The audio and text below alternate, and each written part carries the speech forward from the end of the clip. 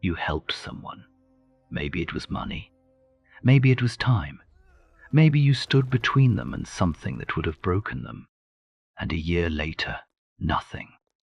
Not gratitude. Not distance. Something worse. They looked at you like you were the problem.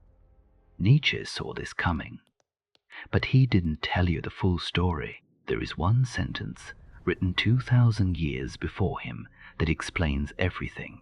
We'll get to it. But not yet. Picture it precisely.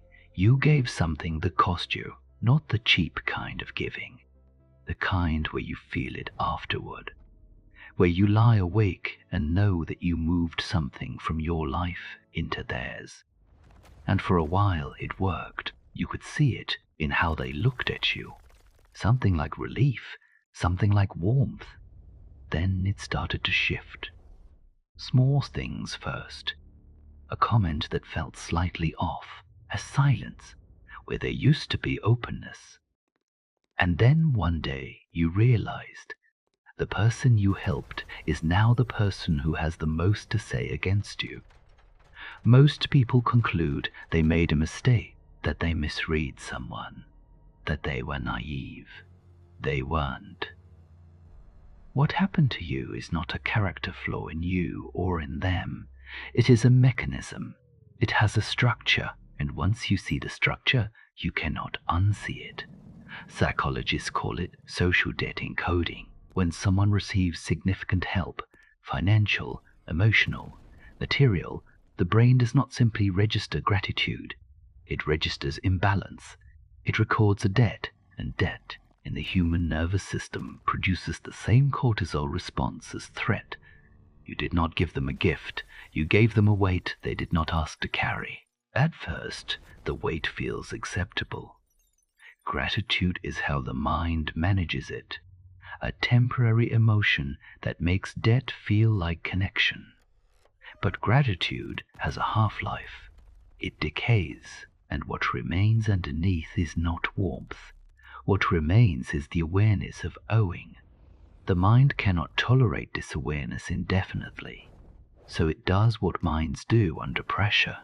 It rewrites the story. Suddenly your help was not so helpful. Suddenly you had motives. Suddenly the debt was never real, because the gift was never clean. This is not betrayal. This is the brain protecting itself from a debt it cannot repay. You were not wronged by a bad person. You were caught inside a mechanism that runs in almost everyone.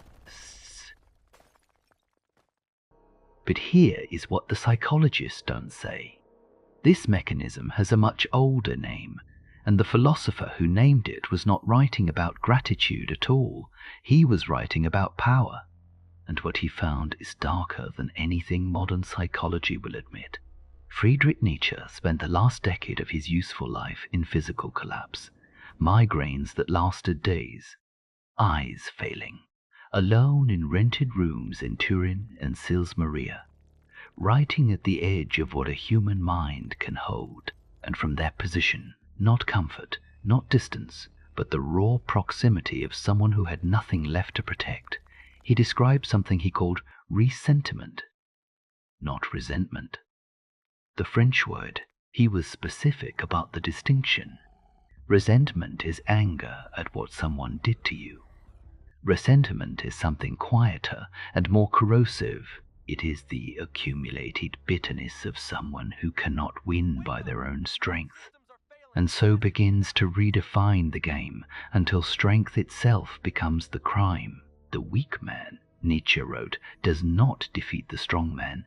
He convinces the world that strength was always immoral.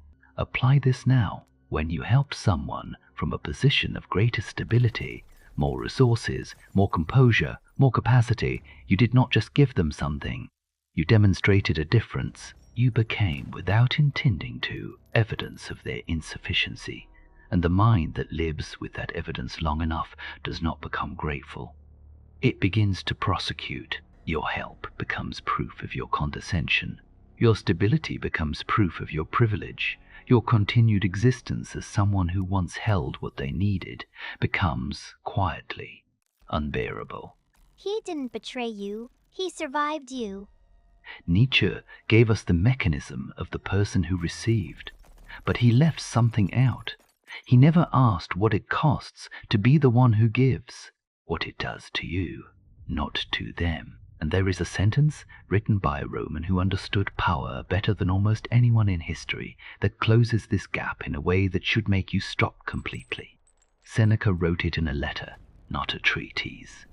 A letter, which means he wrote it to someone he actually knew, about something that actually happened. Beneficium accipe, libertatem est vendere. To accept a benefit is to sell one's freedom. 2,000 years ago, before psychology, before neuroscience, before anyone had the vocabulary to describe social debt encoding or ressentiment, a man sitting in Rome already understood that the transaction of help contains inside it a transfer of something that cannot be named in the moment and only becomes visible when it turns. But here is what Seneca did not say, and this is the part no one tells you. The person who gives also sells something, not their freedom, something else. They sell the right to be seen as ordinary. From the moment you help significantly, you are no longer a person to the one you helped. You are a reference point, a measure, something against which they calculate what they are and are not. You cannot go back to being just a person. That option closed the moment you reached out your hand. You thought you were giving light. The fire doesn't care who holds it. There is a question nobody asks the person who was betrayed after giving. Not why did they turn on you? Not what did you do wrong. The question is, why did you keep giving? Not just to that person. In general, why does someone who has been through this once, who has felt the weight of a debt that turned into resentment, who has watched gratitude curdle into something unrecognizable, why does that person reach out again the next time someone needs something? The easy answer is kindness. The honest answer is more uncomfortable. Giving significant help is also a form of control. Not the crude kind, not domination or manipulation. Something subtler. When you help someone, you become necessary. When you become necessary, you become safe. The person who is needed cannot be easily discarded, cannot be easily ignored, cannot be made invisible. So the act of giving is not only about them, it is also about the unbearable feeling of being insufficient, of not mattering enough, of being replaceable. You reach out your hand not just to lift them.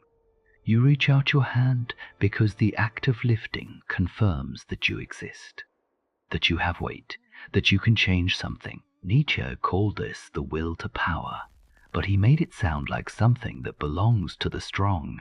What he understood and did not always say clearly is that it runs in everyone, in the person who dominates and in the person who serves, in the one who takes and in the one who gives. It is the same current, just wearing different clothes. So when someone you helped turns on you, two wills have collided. Theirs, which needed to escape the debt to reclaim autonomy, and yours, which needed to give in order to feel real. Neither of you was wrong. Both of you were running a program so old it has no author. This is not an excuse for what happened, it is a description of what happened. There is a difference, and the difference matters, because you cannot change what you do not name. So what do you do with this? Not a list. One thing, before you help significantly, before you give something that will change the balance between you and another person, ask yourself one question. Not, will this help them? Not, do they deserve it? Ask, am I prepared for this to end the relationship as it currently exists? Because that is what significant help does. It ends the current relationship and begins a different one. Sometimes better, sometimes unrecognizable, but never the same. If the answer is yes, you are prepared. You accept the transformation. You give without an invoice, then give. Fully, without conditions, without the quiet expectation of gratitude that you tell yourself isn't there but is, if the answer is no. If you need the relationship to remain what it is, then the most honest thing you can do is not give. Not because you are selfish, because you are clear. Seneca also wrote, "The wise man gives to the worthy, not to the needy." This is not cruelty. This is the only form of giving that does not build a trap for both of you. The fire is real. The question is whether you pick it up, knowing what it costs. If someone came to mind while you were watching this, you already know which part of this is yours to carry. Write it in the comments, not what they did, how long you have been holding the weight of it. That is the number that matters. The problem was named 2,000 years ago. You are not the first person to hold fire and be surprised that it burns. You are not naive. You were just working without the full information. Now you have it. There is one more thing, about what happens after you stop giving, about the particular silence that follows, about what lives in that silence and what it demands from you. That is the next room. Gratitude was never the point. Power always was.